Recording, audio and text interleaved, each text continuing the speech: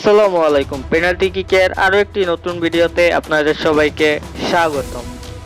বাংলাদেশ জাতীয় ফুটবল দলে নতুন মুখ হিসেবে যুক্ত হলেন ইতালি প্রবাসী ফুটবলার ফাহমেদুল ইসলাম।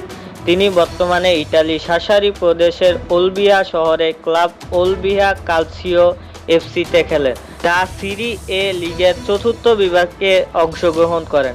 ফাহমেদুল ইসলাম ইতিমধ্যে সৌদি আরবে তায়েফে জাতীয় দলের সঙ্গে যোগ দিয়েছেন এবং আগামীকাল থেকে অনুশীলনে অংশ নেওয়ার কথা রয়েছে। তিনি বাংলাদেশ দলের সঙ্গে এশিয়ান কাপ বাছাই পর্বের জন্য প্রস্তুতি নেবেন। আগামী 25 মার্চ শিলংয়ে ভারতের বিপক্ষে গুরুত্বপূর্ণ ম্যাচে তার অভিষেক হতে পারে লাল সবুজ জার্সিতে।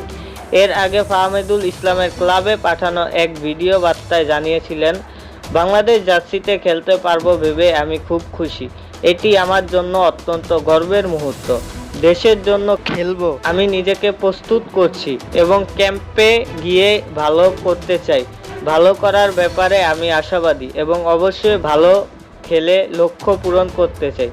বাংলাদেশ স্কোয়াডে বর্তমান 5 জন প্রবাসী ফুটবলার রয়েছেন। ফাহমেদুল ইসলামের পাশাপাশি নতুন সংযোগ হলেন ইংল্যান্ড প্রবাসী শেফিল্ড ইউনাইটেডের তারকা ফুটবলার হামজা চৌধুরী। এছাড়া আছেন ডেনমার্ক প্রবাসী জাতীয় দলের নিয়মিত অধিনায়ক জামাল ভুঁইয়া, ফিনল্যান্ড প্রবাসী তারিক কাজী এবং কানাডা প্রবাসী সৈয়দ শাহ কাজেম কিরমানি। ফুটবল নিয়ে আমাদের আজকের আপডেট এই পর্যন্তই ছিল। আমাদের চ্যানেল থেকে নিয়মিত ফুটবল সম্পর্কে আপডেট পেতে চ্যানেলটি সাবস্ক্রাইব করে রাখুন। ধন্যবাদ।